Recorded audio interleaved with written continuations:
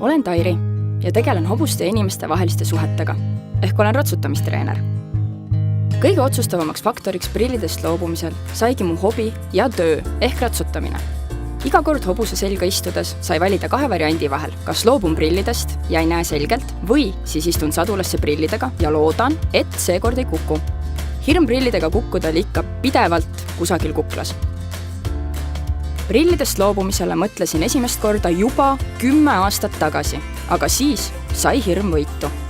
Seekord otsustasin aga asja ette võtta, kuna üks sõbrannadest käis KSA-s ja see andis palju julgust juurde.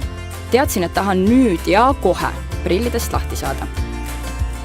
Kindlasti oli positiivseks faktoriks ka taastumise kiirus. Kui pean või tahan midagi ette võtta, siis on alati esimene küsimus, et millal tagasi sadulasse saan. Nädal tundus piisavalt lühike aeg, mida kannatada. Nüüdseks olen nägi olnud juba üle poole aasta. Mõtlen tihti, kui iseenesest mõistatavalt paljud inimesed võtavad võimalust igapäevaselt asju selgelt näha. Nüüd tuletan ka endale vahel meelde, et tegelikult on ikka väga suur asi, kui saab hommikul silmad avada ja päriselt oma silmadega selgelt näha. Laseprotseduuri läbimisega oleks nagu maailma selgus tekkinud. Ma näen kõike. Näen inimeste nägusid, tänavanimesid, autonumbreid, trennis näen takistuste distantse, pöördenurkasid ja oma õpilaste istakuid. No kõike näen ja iga päev imestan selle üle, ma näen.